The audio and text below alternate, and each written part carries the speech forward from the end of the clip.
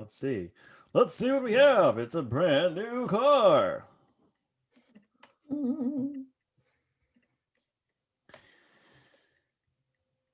Okay, I'm recording. I told Bricks one day that I had a surprise for him in his room. Mm-hmm. My surprise was a new diaper because I had to change his diaper. He was dirty, and I was just trying to get him to come into the room. He goes, "Really? What's the surprise?" And I said, "A brand new car." And then I realized, A, he doesn't know what game shows were in the 70s or whenever that happened. And Mm-hmm. B, he has a lot of cars, toy cars. And so he goes, "A new car." And I was, oh, shit. Oops. We agreed we wouldn't get him any more toys until his birthday, but I kind of felt like I owed him one at this point. Like, Mm-hmm. should have thought that one. Yeah. Yeah. You ready? Recording. I'm gonna let my hair Testing. down. Your hair down. Let my hair down. Because this bun is hurting my head. Check my nails. I'm feeling good. Yes, I'm ready.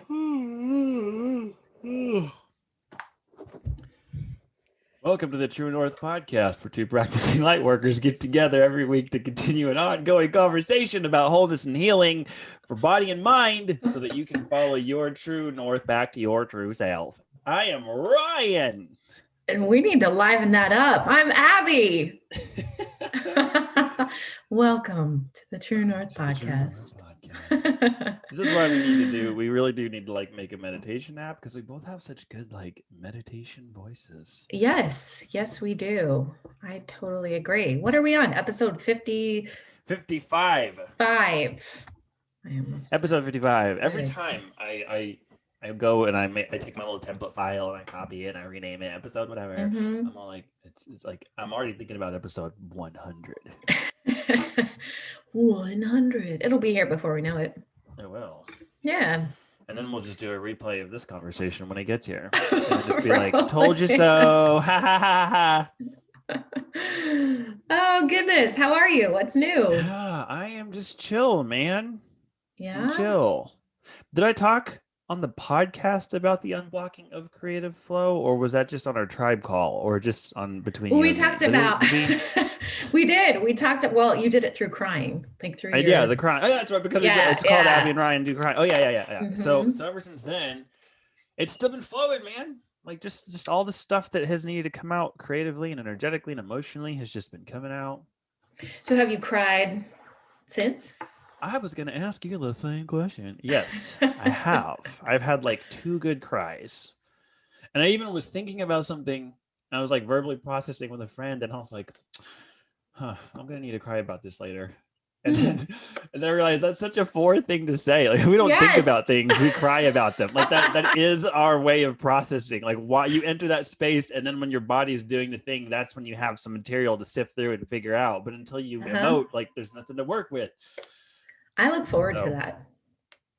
I do too. Yeah, when I say I'm gonna cry about that later, I kind of look forward to it. It's like you put it on your calendar and you're like, I'm gonna light some candles, take everything out of the house. Yeah, it's a moment. Yeah. It's a moment.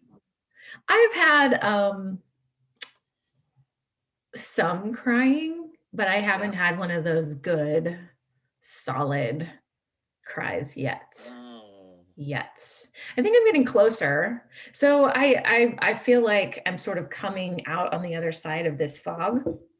Like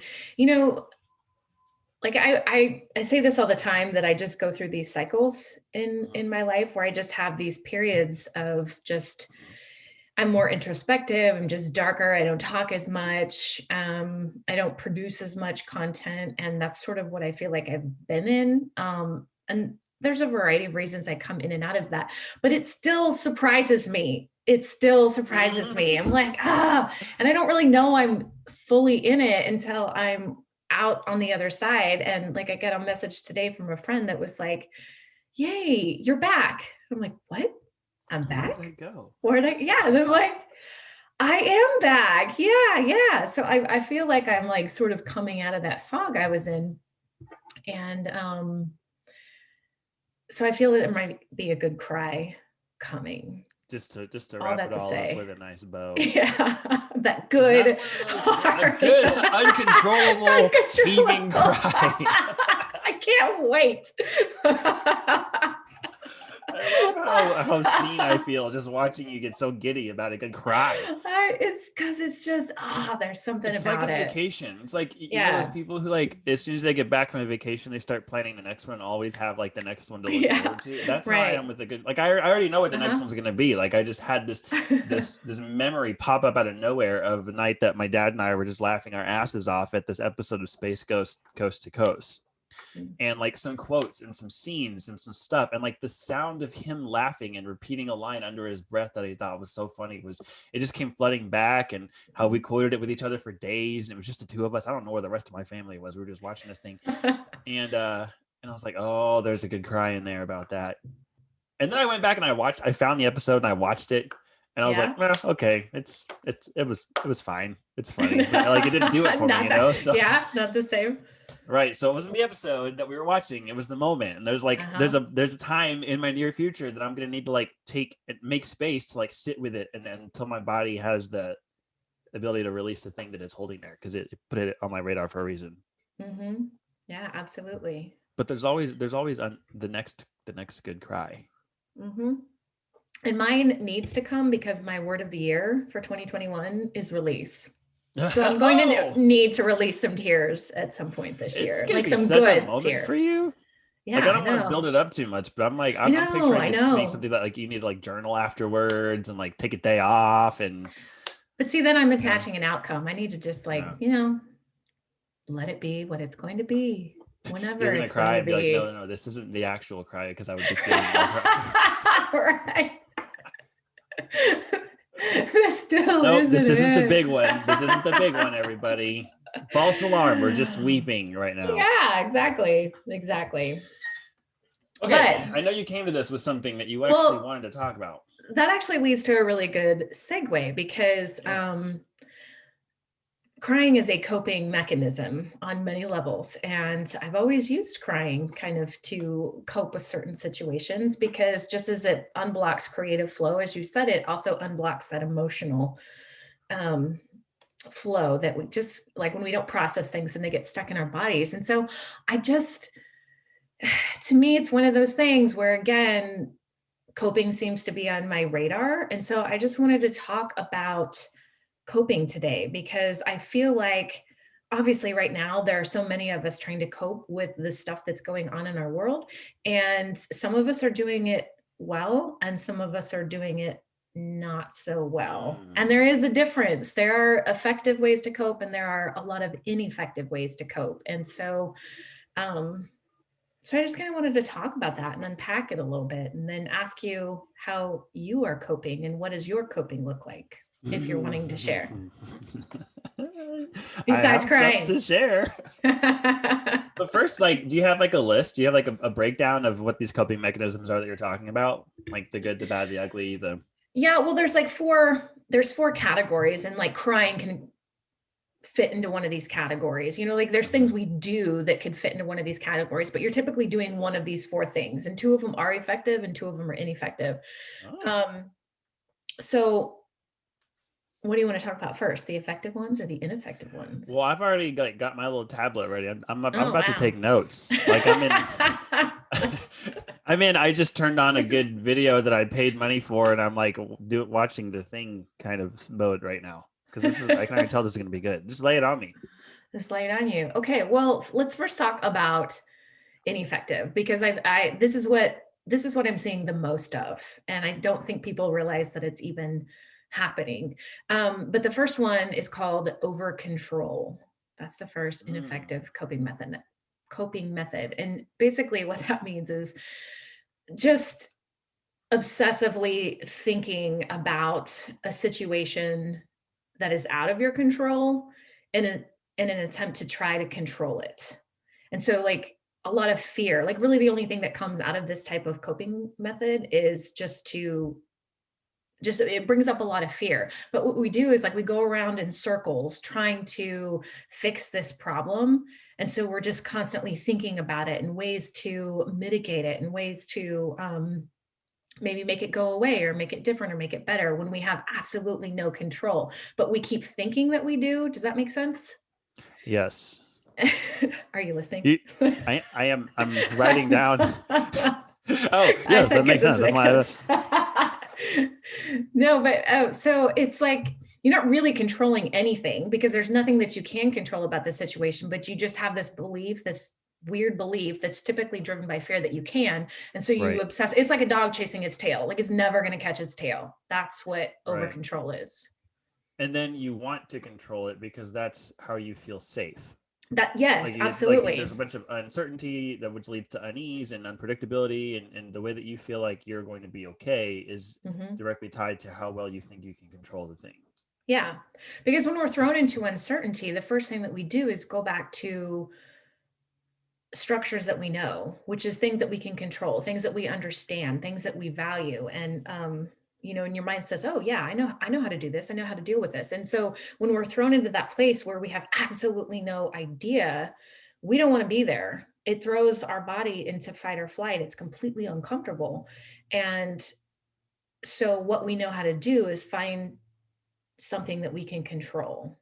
Like that brings us back to the certainty. Yes. And so what I'm writing down here is I'm connecting this with other things that we've talked about. Like the Eckhart Tolle camp we'll call this rumination, where you're just in your mind about something instead of in your body or in the present. And Hmm. there's baseless projection, story Yep. fondling, like when people's brains Yep. won't shut up at night, just rehashing things. And I Hmm. also think this may be a thing where that is this also tied to when I know everybody does this, at least most people I've talked to do this at least once. Like your brain is just doing its own thing. You're minding its own business. You're minding your own business, and all of a sudden your brain is like, "Hey, remember that conversation you had in fourth grade that didn't go the way that you wanted? Let's think about every other way that you could have possibly done that better." And Yeah. it just, like it just like over analyzes all Yes. things. And even if it's not a present thing that's plaguing you now, it's Hmm. almost like a habit. And if you can't analyze this, then it's going to go back and analyze something else and Hmm. just replay stuff and pick it apart to what Absolutely. end? Like just, you know, it's And almost that's like just it's a it. That's habitual why thing. it's over control. Right. It just keeps you in this tailspin, and then your body stays in this state of heightened awareness that is only stress inducing. It's not, there's no resolution to it. You just keep Yes. And your spinning. nervous system doesn't know that time is a thing. Hmm. And so when you go and think about something that happened in the past or that you fear might happen in the future, Hmm. your nervous system thinks it's really happening Yeah, because you're legit creating that experience in your brain. And then your absolutely. neurochemistry kicks into gear and responds to it the exact same way that it would if it were happening right now. So you project a thing that might happen, and then your body acts like it is happening. Hmm. Or you go back into a memory of a thing that happened, which we can't control. And then your Hmm. body acts like it's happening again. And so you're Yes. really, really doing a number on your nervous system and on Yeah. your endocrine system when you live in these situations trying to find something you control. Hmm. Hmm. Cool. Yeah, so that's in a nutshell. You explained it very well. Yes, that's over control, and it's obviously ineffective because there's no resolutions, and then you're just wreaking a whole bunch of havoc on your body, It's right? scratching an itch. Like it may Hmm. make it feel better while you're scratching, but the second you stop, the itch is Hmm. worse. Hmm. Exactly. Okay. Yeah. Over control. Over control. So the other ineffective coping method is just to passively cope, which is basically not taking any action whatsoever. And typically, how I see this transpire is through complaining, right? Like where something happens and all you want to do is just complain about it. There's no, it's like somebody might make a suggestion and you sort of just pass it off and you just keep complaining about it. Um, so that's one way to like passively cope is just, again, there's no resolution to it. You're just simply just dwelling on all the negativity. And the only thing that that does is it just actually feeds the stress, that feeds the cortisol that's sort of like rushing through your body because you're just constantly staying in that state of negativity. Ah, so is that like an overdue library book when like it's been overdue for a while? Now it's past its due date. Now there's a fine. And then the longer you Mhm. wait, the bigger the fine gets. So the more daunting of a task it is to go bring it back. And eventually you owe the amount of the book. So you figure you may as well just keep it and never go to that library again. And you move across town so you can go to a different library just to Mhm. like it's that snowball effect where it wasn't Yeah. really a thing, but then avoiding it turned it into a bigger thing that then Mhm. you need even more strongly to avoid. Exactly. It just, yes, it builds. And people like to justify this by just saying, well, I just need to vent. I just need to vent. And there's room for venting. There's room for just like acknowledging the suck. Like this sucks. I don't like this. This is how it is. But the problem is I just see too often that it doesn't stop. Like Okay, it so what's the just difference between continues. venting and complaining? Venting is a one-time situation. I'm going to use my sister as an example right now. She's going through some yucky, mucky, sucky health issues. Yucky, mucky, And sucky. yeah, like it's all of it. It's gross. And so like venting would be the one time like when she calls and she's like, I just don't feel good. I'm just so tired of not feeling good, and Mm. no one can seem to find the problem and it's just wearing me down and it's wearing me out. But then the rest of our conversation and our conversations moving forward is, well, what do you think about this? Let's try this. Who can we like? It's more solution based instead of just Yeah, keep yeah, going yeah. back to, yep, I still don't feel good. This still is shitty. This still is, I'm still in the same place, right? Like Right. venting is just acknowledging what you're feeling in that moment. And that is okay. Like you have every right to feel whatever you feel. But once you've acknowledged that, that vent is over. Like So then you that's really think when, about it like a pressure valve with a yeah, vent, and you open the vent yeah. and you let the pressure out, and once it's out, it's equalized. There's nothing else to vent. Whereas complaining, like we've been in this conversation for an hour and we're still just spinning on how negative things are. It Exactly. doesn't And it's go like anywhere. story fondling. It Yeah, doesn't go yeah. anywhere. Yes. And then all you, like you said before, it just builds into this bigger thing. And so what you're trying to alleviate is you're just actually making worse. Yes. Yeah. Right. So instead of like doing something about your injury, you're just saying, "Look, I have an injury. Oh, I still have the injury. Oh, it still hurts." But then it's like you're still picking at it, Yeah. right? So you're Instead of making doing it anything deeper to and make it. worse. Yeah. Instead of like stopping the bleed, so to speak, you're just picking at it. That's what complaining is. But there's other types of passive coping as well. And it's when we completely numb out. So Yeah, that either happens with avoidance. like avoidance, and that usually it's covered up with drugs or alcohol use, like substance abuse. But also, this is the one that people miss, and they think they call this self care, but it is the exact opposite. And it's when you get on your phone and you're just cruising around on social media, or you get into playing a game on your phone, and all of a sudden, like it's a time suck, and just Mm. hours can go by You just sometimes check because you out. just get stuck. You completely check out. Now, things are happening subconsciously, especially if you're on social media. You've got all this like lack and attack. You're looking at everybody else's life. So your lizard is probably doing a number on your brain. Lack and attack. You're on fire Mhm. with the wordsmithing today. I just wrote that down. Lack and Yes. attack. Lack and attack. Yeah. Because you see, I mean, that's what social media does for us. Like nobody really posts their true life. Nobody posts the things that are really happening to them. And so you get on social media and you see somebody else and you see what you might be lacking just Hmm. because they're not really posting the truth. So you're like, I don't Hmm. have that. And then attack. Well, it's like their life is perfect. How come my life isn't perfect? How come I don't have the job or the relationship or the car or whatever? That's why I only follow people with miserable lives. I feel so much better after looking at. Oh gosh. That's not true, everybody that I Not true. follow. Right. Like, wait a So you just second. so just checking out avoidance. That's Completely. also like Yeah. procrastination as well. Like there's a thing, and I think deep down we all know that you have to deal with. Like I think I mentioned this before in a previous episode. How like if you're going broke and bleeding money, you know that the only way to really get out of that is to look at where your money is going. Sit down with your Yeah. numbers. As much as it sucks to see those things, because that's the only way you're going to be able to get a plan to change something, right? And so then Yeah. it's a lot easier to fall into a habit where you just don't look at your bank account. As long as no one's telling you that you're missing bills, you're fine. And that's kind of what I'm hearing too. Like Hmm. you deep down you know that there's something that needs to happen if you want something to Hmm. change, but for whatever reason it's hard. I'm unequipped. I'm afraid someone's not going to like me. Whatever the reasons are, that's fine that you have those reasons, but then you your response is then to do anything else but look this thing in the eye. Whether Mm-hmm. you're that means you turn on the TV and get on your phone at the same Mm-hmm. time. You look at two screens at once. Yeah. To me, that's like a huge sign that there's something that you know you need to be looking at that you're Yeah, choosing not to. That you're distracting exactly. yourself with two screens at once.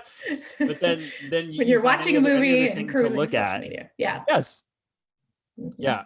So you're avoiding it. Completely And avoiding it. And this is, but see, this is just it. Like I hear this, especially in the mom world, it's at night, the kids have gone down, and it's like, I just want some me time. So I watch a show. So I watch TikTok because it makes me laugh. Well, that's great to a certain degree, but it does not leave you fulfilled. It does not lead to action. Like we think that that's a way that we cope, like we get some downtime, some me time, but that's probably one of the worst things that you could do. And even well, I if you're think it having a just glass comes of down wine while you to do it. like it's also like the poison's in the dose, right? Like this may just be a thing where it's a difference between venting and complaining. You vent for a few seconds and Hmm. to get it out of your system. I think it's okay to like take a little bit of a break to just clean break, numb out, watch like a few TikTok. I'll sit there and watch a few TikTok videos or I'll read some Yeah. things. But then there is a definite end.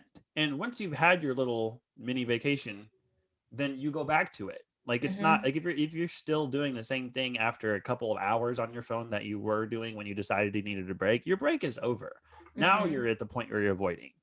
I don't think that there's Yeah. anything inherently wrong with checking in on social media because that's how I, you know, still interact with people that aren't in proximity or now everybody Right. because of the Rona, Right. right? And so Yeah. I don't want it to sound like we're just saying social media is evil and never check out and be on your phone, don't ever take breaks. But when a little break turns into a big break or turns into a habit or turns into Yeah. something that you do every single day at the same time, like that's at least a Like if you sign that have you a should hard investigate where time, it's coming from. yeah, if you have a hard time sitting still or just being with yourself in quiet, like at a stoplight, right? If you can't sit at a stoplight and not pick up your phone, that's a Right. problem, right? That's what we're talking about. Because I agree with you. Like sometimes if I just need to laugh, oh my gosh, you're right. TikTok videos and laughter, like as Tony said, like we can argue that. Like laughter is Right. one of the highest forms of love. So if I really need to get into a place of laughter, yeah, watching a TikTok video. But you're right. I want to be very clear on technology. They've designed it to activate the waves in your brain that are on the same level as like cocaine addiction. So Yes. it is an addiction. And so it's, yes, use that kind of, for entertainment to sort of just give yourself a boost, but be very clear that it isn't turning into an addiction, right? Where it's like you Right. said, it's something that you do every day, all the time. You can't not put it down. That's when it becomes a problem. But you're Right. right. I And mean, these it's things are okay to do designed to it. keep you scrolling. They're designed to Yeah. keep you scrolling, and it's fine to Right. check out, but just make sure you check back in, and not because someone else dragged you back from it. Yeah, yeah, yeah, exactly. So I mean, and that works different for everybody. Like for me, I can set a timer and that timer goes off and I can be done with it. Now, some people are like, yeah, I'll just shut the timer off or snooze it 10 more times. So you got to find something that will work for you to pull you out of it. But It's still worth looking into if you know that if you're in a mode or in a habit of that being a pretty significant part of your life, whatever you're checking out is. yeah, It's a good cue to at least ask yourself, is this covering up something else that I don't want to look at? Is right. this me trying to find something that makes me feel good because there's something else that makes me feel not good and I feel powerless to do anything about it or afraid to face it? Not Hmm. that there necessarily is, but that would be a good cue for you to ask yourself if there is. Right. Right. Is this for entertainment or is there something deeper here that I need to look at that I'm Right. avoiding? Yeah. Right. That's a good question. So Over control, passive coping. yes. So there's a lot of things that kind of fit into those categories, but those are the two ineffective ways that I see happen a lot, and we kind of justify them away. Um, but in essence, all it's doing is just keeping you in that burnout phase. It's not getting you back to that place of peace, and it's not resetting your nervous system. Right. And Yeah. also the self-care thing. There's something in my brain went off when you said that some people call it self-care. Mhm. And what I've figured out for me, because there are a lot of things that I'll do that I enjoy doing. I'm like, it's just self-care when really it's just me playing on my Switch or something that I don't need to be Yeah. doing.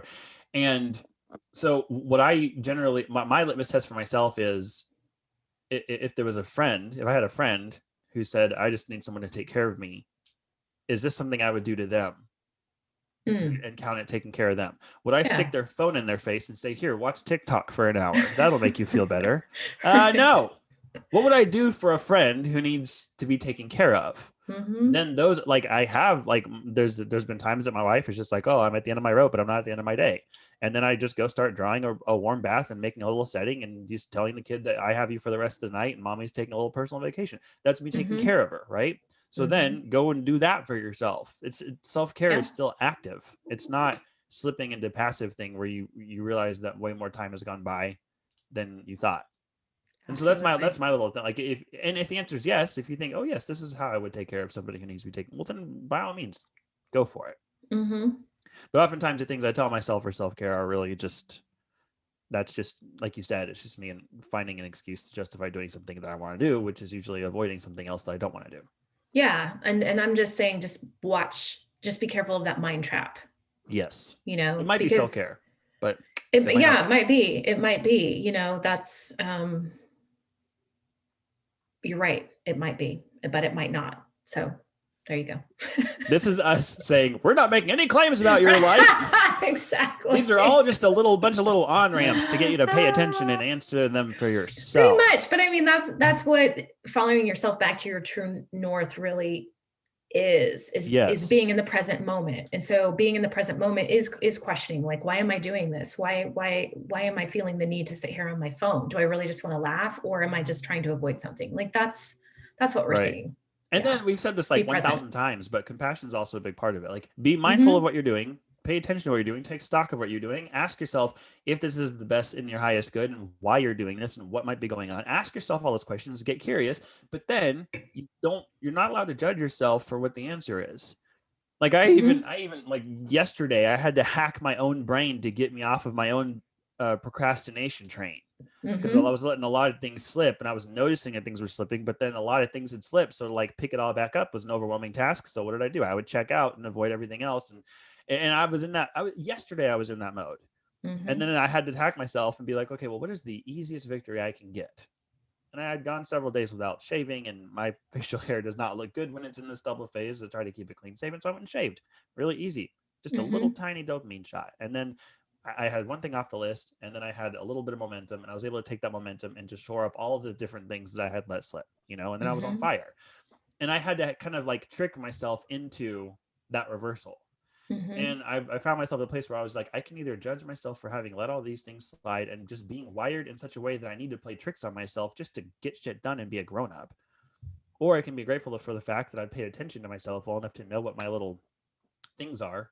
And I was able to play my own game and win against myself. And now stuff's getting done, you know? Yeah. And so it would have been really, really easy to like have my little victory. And then shame creeps in the back door and tells me that I'm broken for that needing to be a thing that even gets me off my ass. So you have to have compassion for yourself when you notice yourself, when you get curious, when you ask yourself, when you find the answer to the questions we're inviting you to ask. If they're not something that you're proud of, that's okay.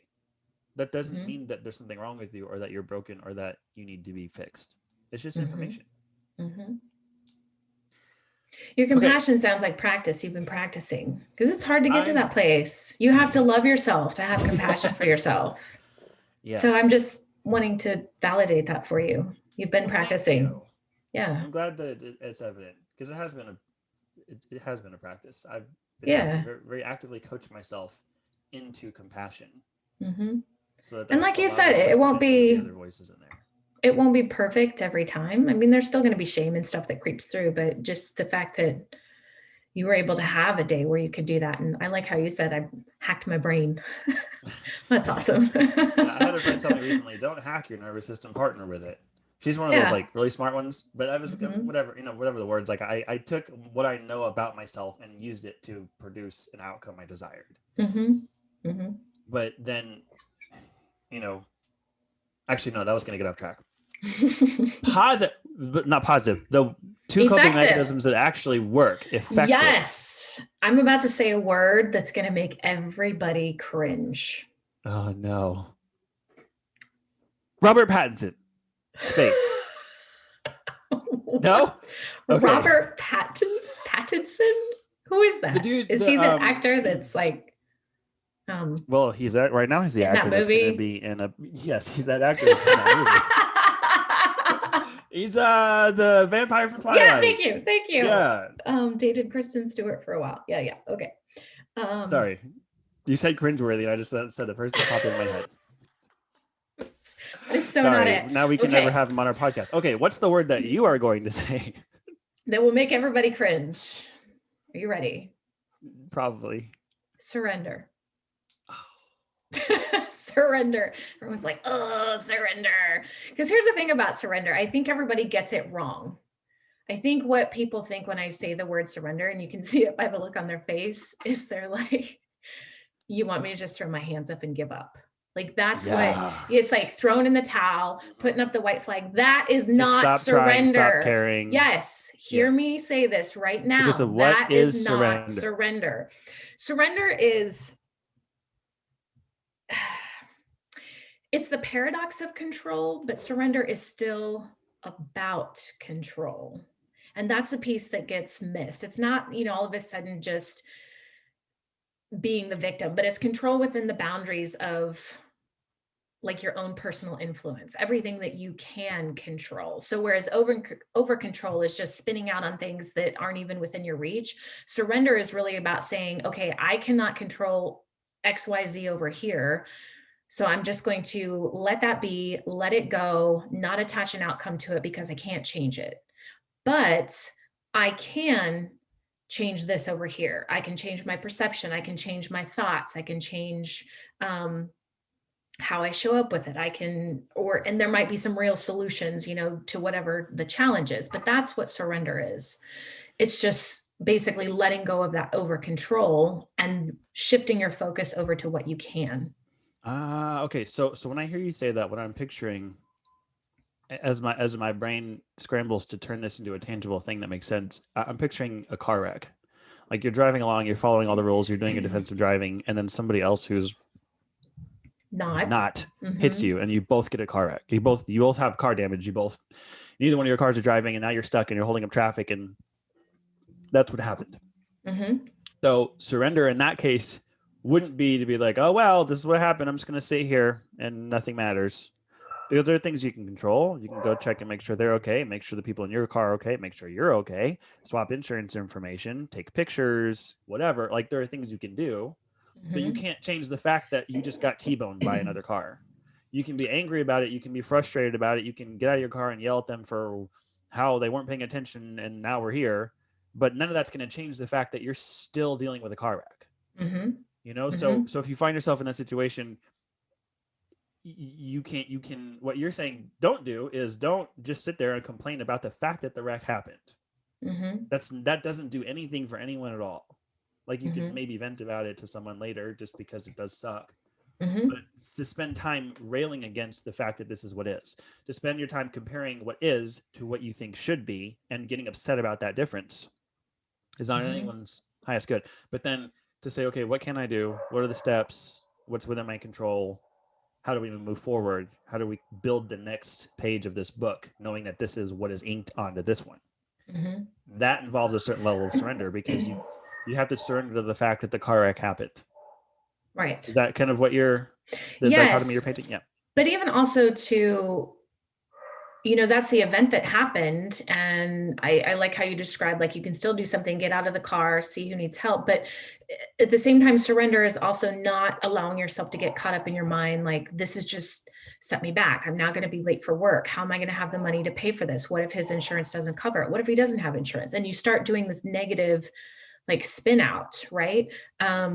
Surrender also means, like, we're using that example of what's going on in your mind. Surrendering to the fact, like, this happened. There will be expenses. There is a time delay. So you're accepting that, like, I'm accepting what is, and then coming to a place where I can't do anything about this, but let's go try this. Let's do this. Let's call my boss, right? Like, it's not allowing yourself to kind of get caught in these stories that you're starting to create all this, again, this baseless projection in the future about what this may or may not do, because at that moment, you don't know. You have no idea what's going to happen in the future based on the event that just happened. All you know how to Mm-hmm. do is be in the present and deal with the present situation. And that includes like your perception of it, of the story that's happening in your mind. Yes, what might happen. So you're looking at what is and not looking at what should be. Yes, Because yes. that's where a lot of the discontentment comes from, is Hmm. when you know what is and you resist it because it doesn't match up with what you think should be. Hmm. And then you create suffering for yourself. Hmm. That's kind of a surrender that you're talking about. Like, fine, you can have your shoulds, but the second they start governing your emotions in response to what is, then you're in trouble. So Hmm. just ask yourself, what is the situation Hmm. presently? What can I do about it? What's in my control? Everything else I have to surrender to. I have to. Right. And that, I mean, it goes to, we suffer from what we make matter. So if you just make something not matter to you, you won't suffer from it. Yes. But then you So, get caught into like things that do matter for good reason. yes, Like you see right. There's your, somebody, I don't know, physically assault their significant other on the side of the road, yes, and you think, well, okay, well, correct. that shouldn't have happened, and now I feel some type of way about it, and there's stuff that is in my control, And so then, like, Yeah. you don't just throw up your hands and say, I surrender to the fact that you abused your partner. Like, Yeah. there's No, still stuff you can that's do, and not. you have to, Hmm. what your actions have to align with your values. You have to know what Hmm. those are and be confident that that's a good thing that's going to guide your next steps. Yes, because I'm just specifically talking about the stories that we create in our heads. Because two Yes. people can have the same exact experience and have completely different outcomes in their minds. Like they can Right. experience that same car accident, and one person can be, off the rails, angry, fly into a depression about it, whatever comes out of that for them. And the other person can be like, you know what, this happened. Let's figure this out. Let's move on. And it is what it is, and not get so consumed by it. But yet they had the same experience, Right. So that's what surrender is just letting go of that over control, the projection that we can't do anything about, and just sticking to the story that is presently happening, and then just managing that. It's like riding the wave, right? So Yeah. Martha Beck talks about this. She tells a story where she watched a video of the tsunami in Japan back in, what was it, 2011, I think.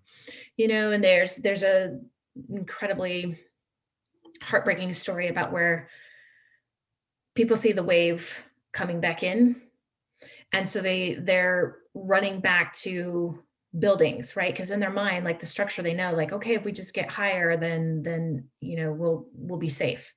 And the wave is so big because it's just so strong that it like takes out the entire building.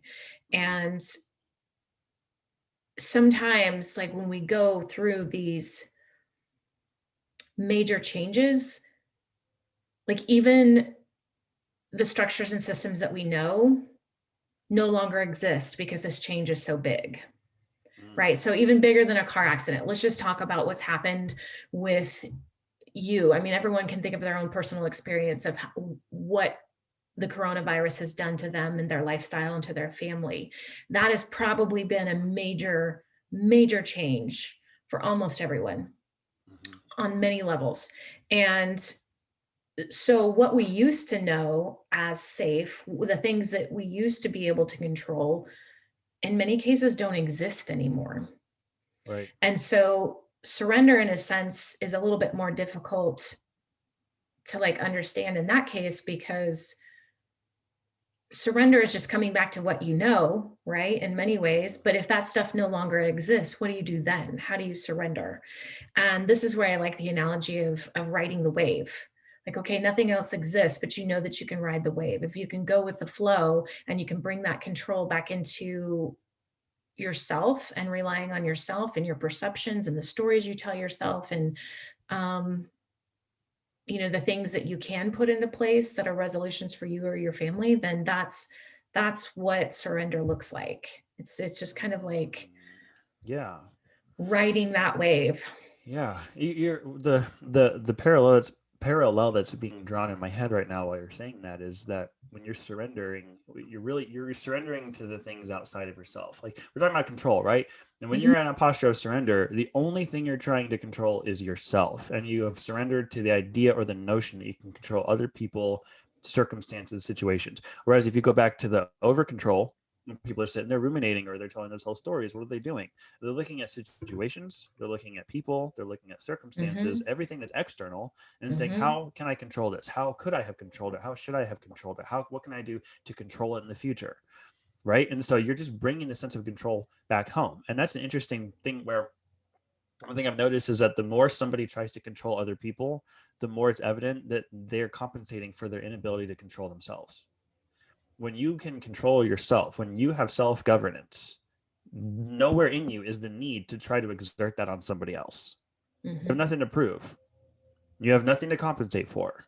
And Mhm. so you just kind of let people do them because you're confident in the fact that you can do you. But if you don't have that confidence, if you are controlled by other people, swayed by other people, you feel like your decisions aren't your own, your time isn't your own, things are required of you that you can't say no to, whatever. Like if there are parts of you that you feel are owned by other people, you will then try to own other people. And Mhm. so when it's just like when you judge other people, it's really a symptom that you're judging yourself. Yep. Control other people is a symptom that you can't control yourself. Mhm. And that's really what this comes down to. When you're trying to over control, it's coming from a lack of self control. Mhm. When you surrender, it's coming from a presence of self control. Right. Why So you're able to surrender surrender. to everything that's not you. Yes. Surrender is control. It is just exactly as you're saying. That's Bringing self it home. control. It is not victimhood. It is not giving up, throwing in the towel, quitting. Um, it's Right. not what it means at all. Yeah. Yeah. Very cool. Okay, and the fourth and final second Yes, effective cope, is it going to be the opposite of passive coping? it Since we now have the opposite. is. Whoa! I'm gonna make a diagram. It is active coping. I did not see that Yeah. coming. Da, da, da, da. Yeah. So obviously, passive is like doing nothing whatsoever and just kind of that numbing out and not facing what it is that you kind of need to be facing. Active is basically strategies that are directed at problem solving, like coming to resolutions. And sometimes that's just a matter of just a mindset, but it could be something like crying, talking to a friend, seeing a therapist, journaling, singing, dancing, any creative thing that might kind of let those emotions pass. Active coping might also be exercise or movement of your body. So this is where a lot of things, it looks very different for everybody, active coping, but um, it's intentional problem solving. That's what it is. So, I love that. So then it goes mhm, back to with passive ones, we talked about doing things and telling yourself that it's self care, but it's not really. This really is self care. mhm, And you're going deeper in Amber Alerts. Hold mm, on. Are you getting one? I'm getting them. no, I've got him turned off.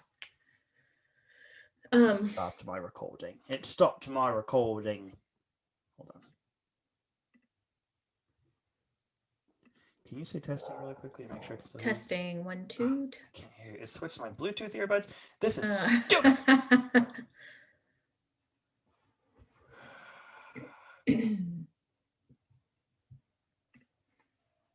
Da, da, da, da, speaker. Okay, I can hear can you you hear now. me? Hear me? Okay. I can hear you. Yes. Back to recording. Okay, so what I was saying was that active coping is actually self care. Yes. Instead of checking out, you're checking in to yourself, looking at Hmm. what yourself needs and giving that to yourself. Hmm. And that is what your body needs, it's what your mind needs, it's what your soul needs, and it's what makes you come alive. Hmm. Which is often it's like you said, it's active. Your body's never going to come back to you and say, I need you to do nothing. Yeah, right. There's Well, something that it needs. it might. It may say sleep. It may say rest. Right? Sure. That may be active coping. It's just literally letting your body shut down. Maybe that's what you need. But so do Yeah. nothing in Okay. that sense, but not do nothing in a not addressing the situation. Right. In that You know, case, stopping would be addressing the situation, because the situation is that you're going too hard, too fast. And then right. the crucial step in there is you checked in with yourself and Mm-hmm. asked what you Mm-hmm. needed. Yes, It's like when Manny Cherry said, I don't know how I feel until I ask myself how I feel. exactly. What do Right. you Until I check need? into my What's, body and it yes. tells And me. that Yeah. takes introspection, that takes reflection, that takes Mm-hmm. self-awareness, that takes knowing what's up with your whole internal landscape to be able to even fill in that blank with what it is that you need. Not what Right. you want, but what you need. So this is what I love about surrender and active coping is that when you practice them regularly, and you have to be mindful about it, because isn't it just much easier to turn on a TV and watch a show than it is to go Yes. journal or meditate or write a book? Like, especially when you're tired and you're exhausted and you're done. It's like, Yeah. yeah, I would just rather go watch a show. But it doesn't serve me, and I know that. And so sometimes it just takes that discipline just to and in fact that's what flow is discipline and surrender together, and that's where you find flow. That's it's crazy. I Discipline just and yeah. surrender. Interesting. Yeah, so Yeah. if you do a Venn diagram, you've got Stephen Kotler discipline. said that. Yeah. And then there's flow. And so yeah, you got to have a little bit of discipline. It does take mindfulness to not just sit down and turn on the show, pick up your phone, whatever. But when you can do that and you're practicing that regularly, you start to emotionally regulate. So all of a sudden, then your nervous system isn't spiking all the time. You're not in and out of fight or flight, or you're not just staying in a constant state of fight or flight. It's like you're building this resilience to, yep, shit happens, but I know how to cope. These are the things that I can do to kind of bring me back to me, bring me back to a place of peace, back to, if we're talking about the metaphor of being the eye of the hurricane. Everything else can still be swirling around you. But if you're bringing yourself back to the eye, back to the center, back to you, then you're regulating, you're emotionally regulating, and you're keeping your body in a state, kind of in that consistent state. That's what you're Yeah. teaching your body. Yeah. The opposite of fight or flight is rest and digest. Yeah. Yeah. I And don't then, know. I don't know how many people know this, but when you're in fight or flight, one of the things your body turns off is digestion, because it's rerouting yes. energy and power into other things. And Mm-hmm. so there are certain parts of your body, like organs, that are just getting a cease and desist for a second. And Yeah. until you get out of fight or flight, then it's not going to turn back on, except for like the minimal bare necessities to keep you going. Mm-hmm. Right. And so I notice a lot of people who are constantly in fight or flight for whatever reason also generally have digestion issues and Digestion other types of like issues. chronic things going on, because Yep. their nervous system is not allowing those organs the resources they need to function, because Mm-hmm. their brain is telling them we need those resources elsewhere because we need to survive this. Mm-hmm. And so, like you're saying, emotionally regulating is bodily regulating, and it is allowing Absolutely. all of your functions to get all the resourcing that they need in order to do all the things, instead of just the survival stuff. Yes. Mm-hmm. I also notice how the first two coping mechanisms we don't do on purpose.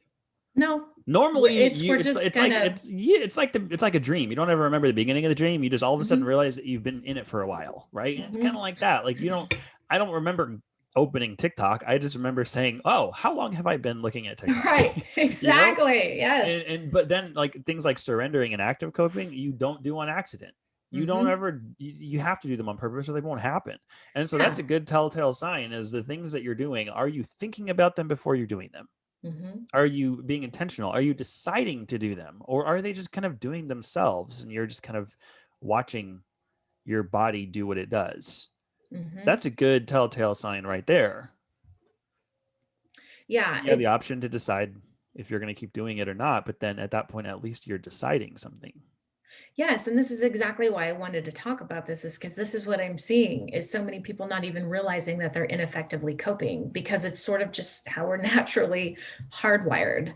Right. So it does just happen. So now that there's an awareness, now that we're talking about it, hopefully that'll like help people realize like, oh my gosh, I do that, you know? Maya Angelou, when you know better, you do better. Yes. Okay. So as a gratitude warrior, one of my most favorite, because I can't not say this, my favorite active coping method is actually gratitude. Because when Yep. you are speaking and feeling gratitude in particular, everything that you're grateful for are things that are already within your control. And that's what active coping is about. So like when we talk about this time last year when all of us all of a sudden had to quarantine, well, all of a sudden people were grateful to be spending more time with their families. They were grateful to be spending more time outdoors. They were grateful that they still had XYZ or this or that. And it's like, that's gratitude. And when you're sitting in that place and you're really feeling those things that you already have, the people that you already have, that's within your control right there. Definitely. And it's, I've had a really interesting relationship with gratitude recently because I've really been trying to cultivate an actual intentional gratitude practice. I haven't gone so far as to make a gratitude journal yet, but I often find that I'm at least acknowledging when I have a decision.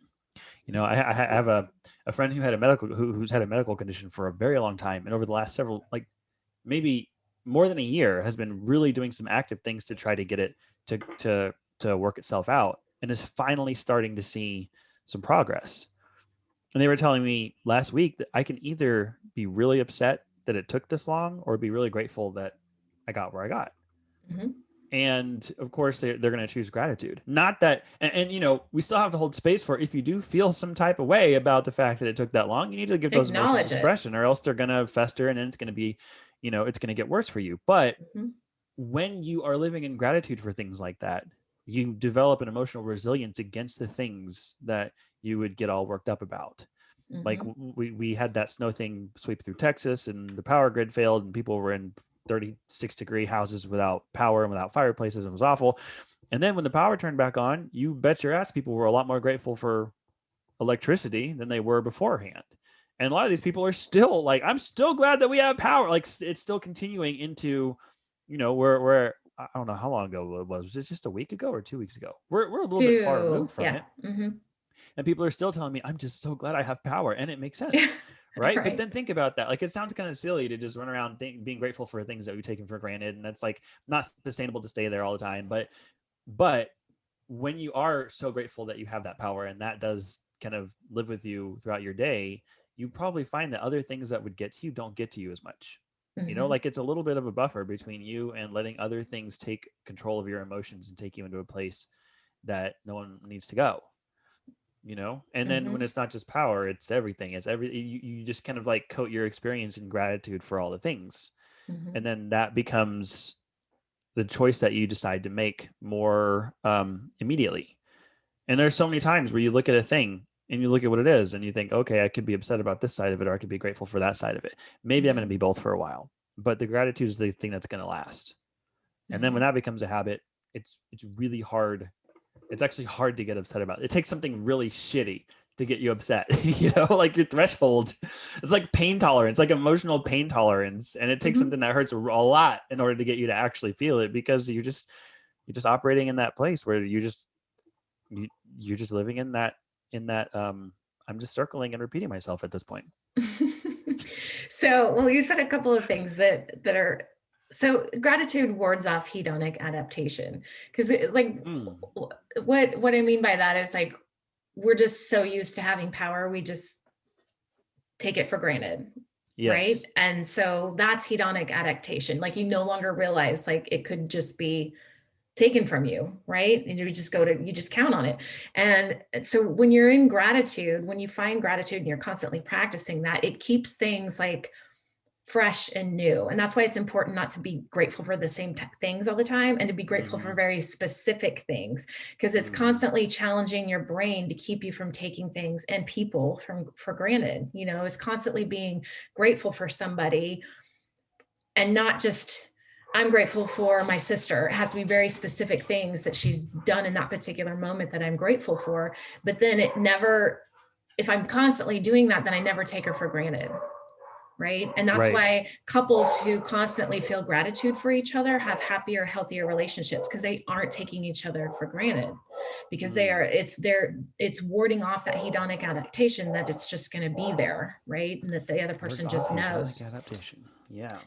But you also made another point, like gratitude is not ignoring the bad, and it's acknowledging the bad, but then you're taking the bad and still find something beautiful out of it. You're still learning, you're still growing and getting something out of the bad. So that's an important thing to note too.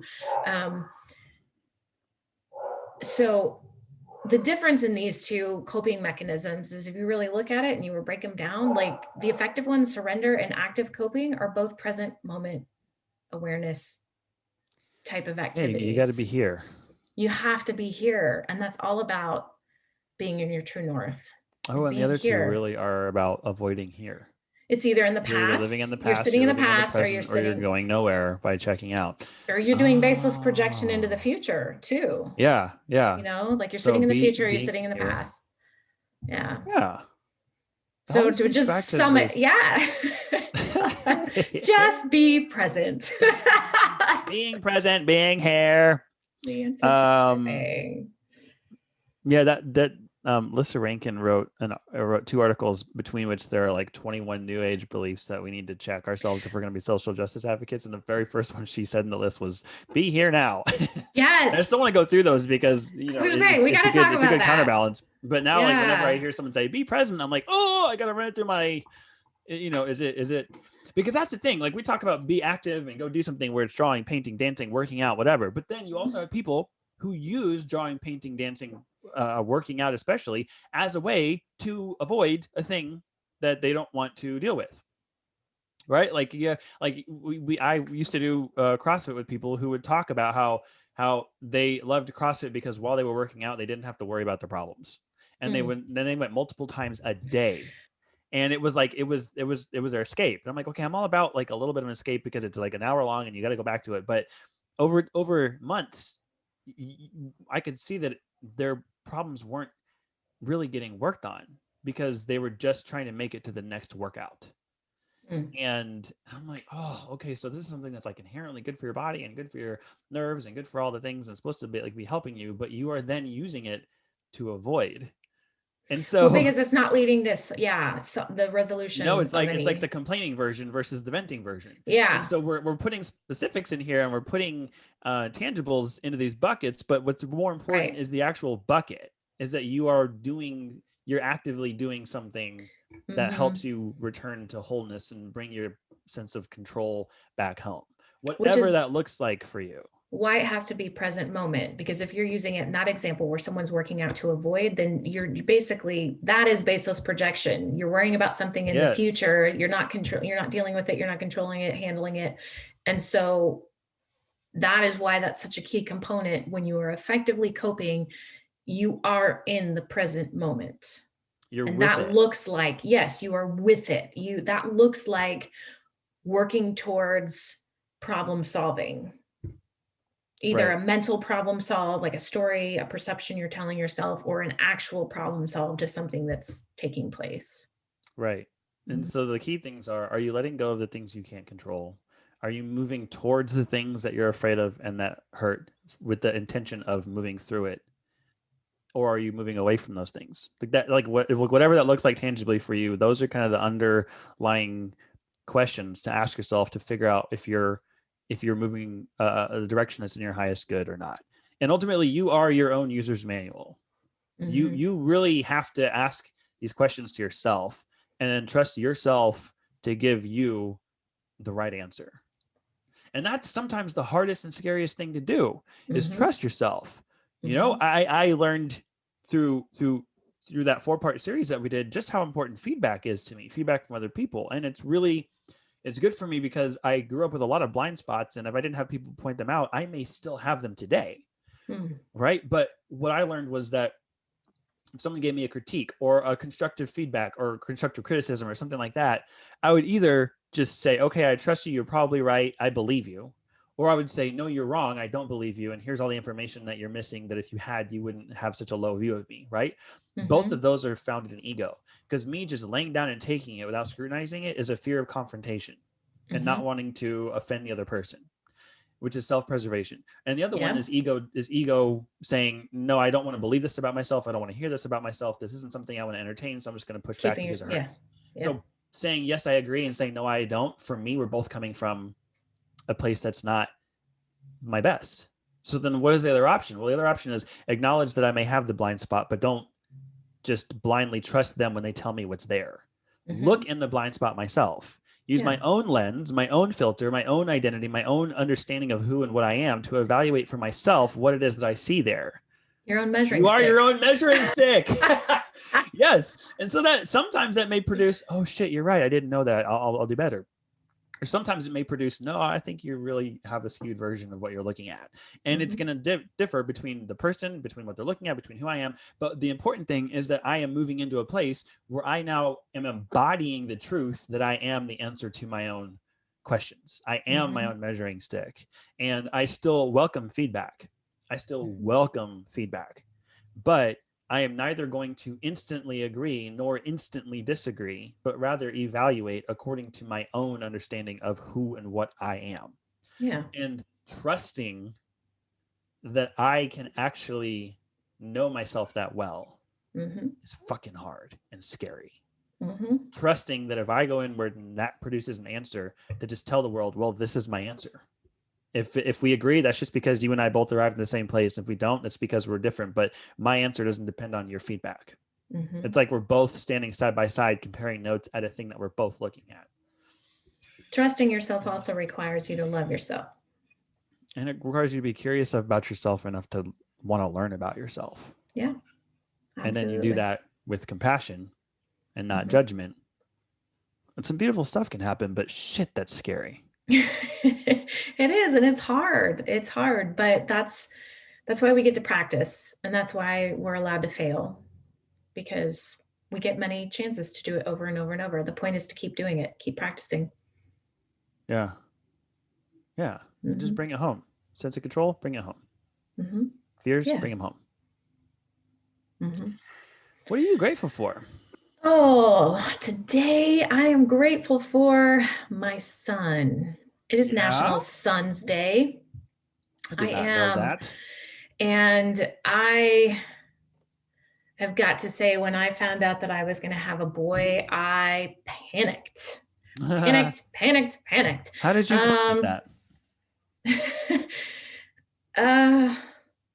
How did I cope with that? That was, well, see, he's almost 6. That was a while ago. I think in that case, I wrote about it a lot. I wrote out all my fears about why I was scared to have a boy. And a lot of it was just because I didn't have good role models that were males. I had not had great experiences with males in relationships. And so my biggest fear was like, I don't like men. How am I going to raise one?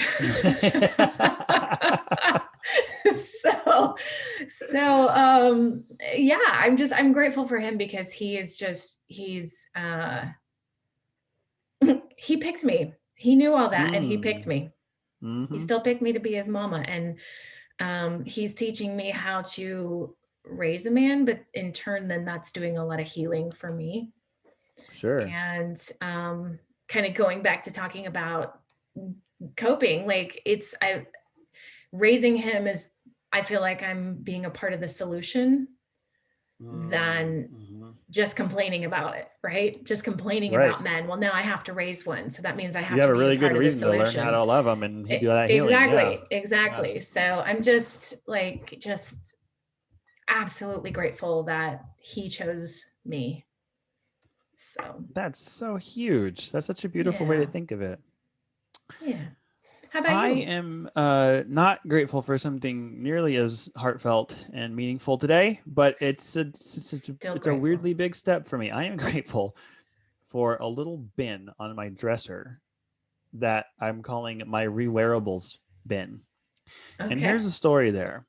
I have been caught in the tension between two things for the better part of my adult life, where if I wear something but don't really do very much when I'm wearing it, I don't count it dirty, like the clothes.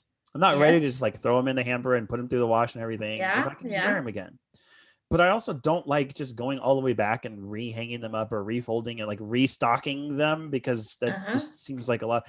And so I normally, for most of my life, have just had like a pile on the floor of just my little rewearables, but it doesn't look good. And we have cats, and so sometimes they think it's a litter box and it's kind of inconvenient. So then I like have moved to where there's like a spot on a dresser or on a shelf or on a surface that the cat doesn't get, that there's just a pile of a couple clothing items that I'm going to rewear again. And it's always a little bit of an eyesore, and I'm just like, whatever, that's just all part of it. But then, you know,